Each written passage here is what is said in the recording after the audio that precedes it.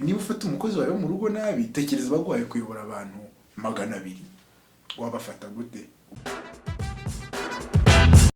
Umunsi umwe umumama yafashe umwana we nuko ajya kureba umugabo wari umuhanga cyane yitwaga Mahatma Gandhi, no muhinde.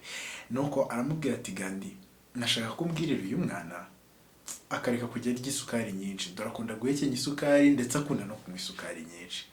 Nuko Gandhi aramubwira ati, rero ndumva wagenda ukazamugarura ikindi gihe. Mama biramubabaza, se Gandhi ko ngiye ngo nsubireyo, iyo bimubwira ntibyari kuba birangiye. Hashize ukwezi kumwe aramugarura, birangije Gandhi amufata ukuboko aramubwira ati, rero mwana wanjye ntuzongere kunywa isukari nyinshi, dore no guhekenya isukari ni bibi. Mama ati, se nyakubaha mwigisha, iyo bimubwira mbere si yari kubyumva? Gandhi arahindukira aramusubiza ati, hashize ukwezi kumwe duhuye, muri uko kwezi gushize nari nywa isukari nyinshi ndetse narayikunda. Iyo nza kubibwira uyu mwana wawe rero sinari kuba mbikuye ku mutima. Uri kumva urugero rw'ubudakemwa Gandhi yari afite? Ngiyi impamvu rero nshaka ko uyu munsi tuganira ku muco wo kuba indakemwa.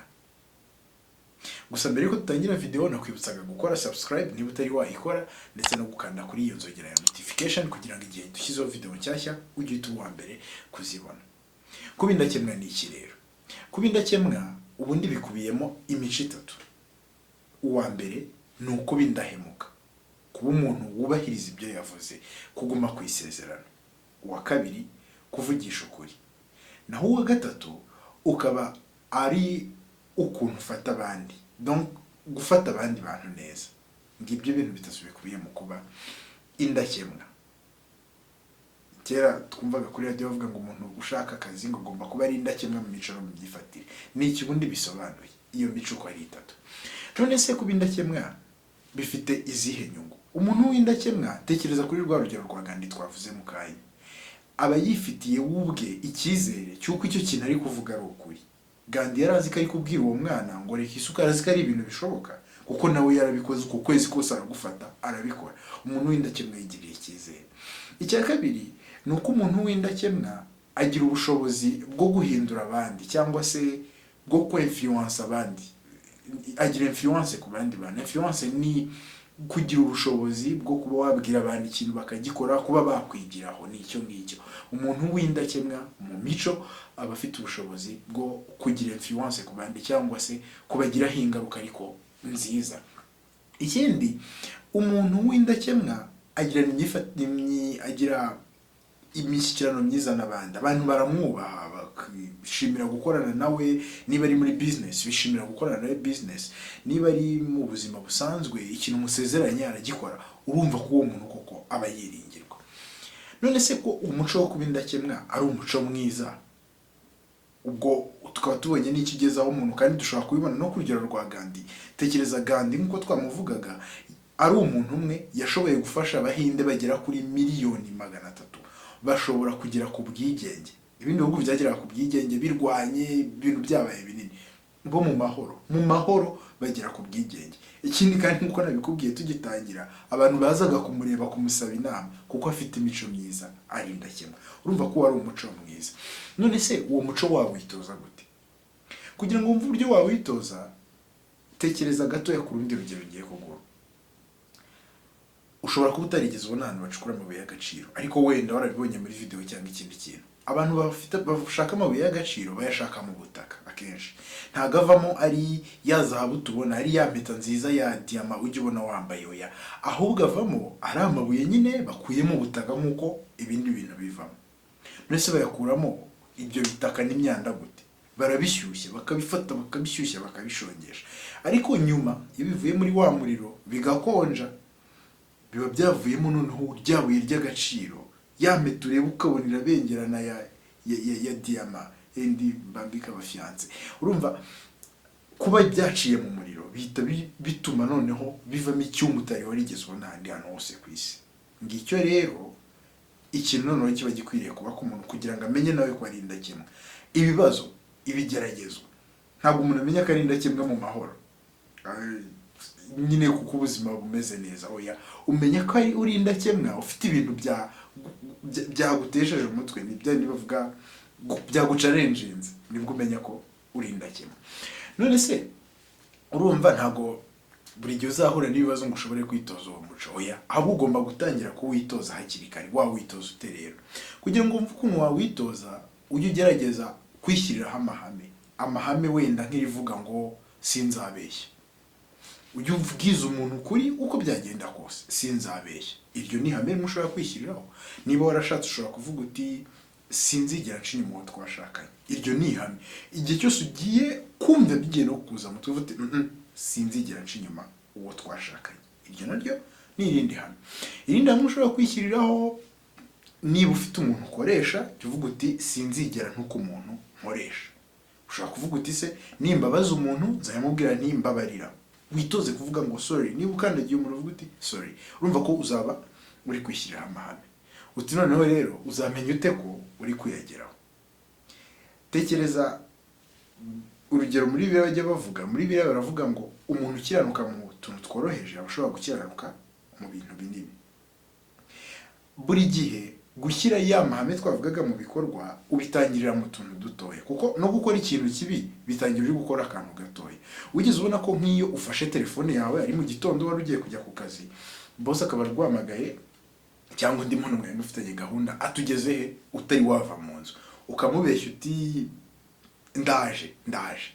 Byarangiza wenda tuvugura mubwiye uti ndaje ngeze, niba wari ugiye mu mujyi kwa Rubangura uti ndaje ngeze ku mazi.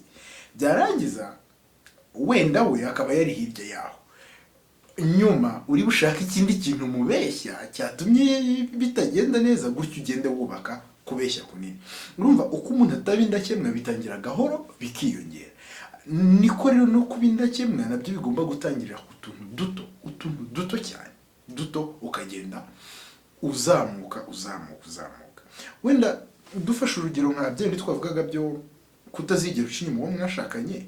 Kuki se ahubwo ugira n'imishyikirano n'undi muntu utari uwo mwashakanye?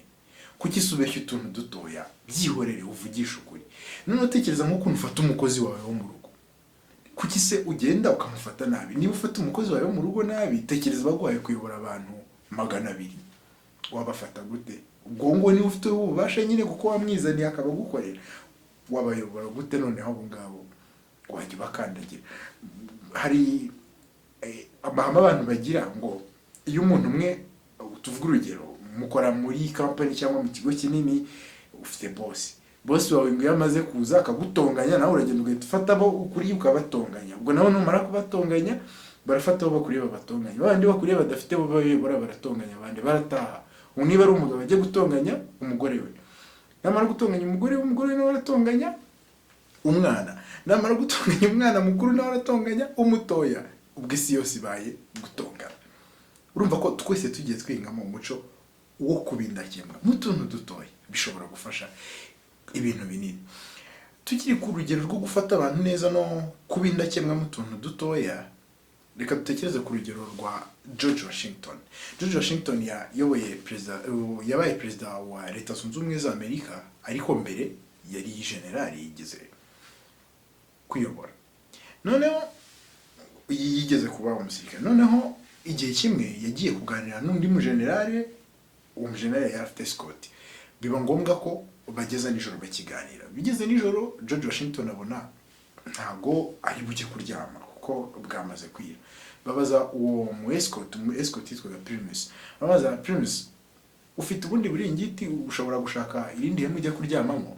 Ati burahari bwinshi. Mu by'ukuri ntabwo ari buhari, ariko kuko bari ababosi bari abantu bamukuriye, yaravuze ati burahari. Amaze kuvuga ko buhari, yarabaretse arizuyaza, amera nkaho ukiri muri twatuzi twe nyine twa buri munsi twaba ba escort, umuntu uri gukorera aba bosi. Amaze kumva, yumvise ko basinziriye, aratangira nawe ashaka akantu gato yicaraho, yubika umutwe ku maguru arasinzira. Bigeze mu ijoro hagati, George Washington arakanguka, aramwitegereza abona ko yubitse umutwe. Amaze ati Primus, burya wambwiye ko ufite uburingiti uri bujye kuryama ahandi hantu kugira ngo nyitangire? Koza ati mu escort ati oya, nta kibazo, uratari ko ikibazo kirahari. reba ahantu uryamye nturi businzire ejo uzakora akazi. Uzi ukuntu yabigenje, ambwira ati ngwino turarane. Tekereza uwo muntu wumvise ko agiye kurarana n'umuntu umuruta bingana gutyo, umuntu waje kuvamo perezida, akumva ko bagiye kurarana mu buriri, bararyama mu gitondo buracya, kandi yari escort yishyize mu mwanya we. Tekereza noneho iyo mico yari afite kuyishyira ku kuyobora abantu benshi. Wenda ntabwo abantu turi abantu batunganye bakora ibintu byiza, ariko byibuze iyo mico igaragaza ko nagera ku bantu benshi ashobora noneho kubumva kurutaho niba yashoboye kumva umuntu umwe. Urumva rero ko gukiranuka mu tuntu duto, gufata neza umuntu niyo yaba aciye bugufi ni byiza. Niba ugiye gutega moto, va kuri moto umubwire uti urakoze moto. Niba ugeze mu rugo, ntabwo ari ngombwa gutongana n'umukozi, na umuntu wese ufite ububasha.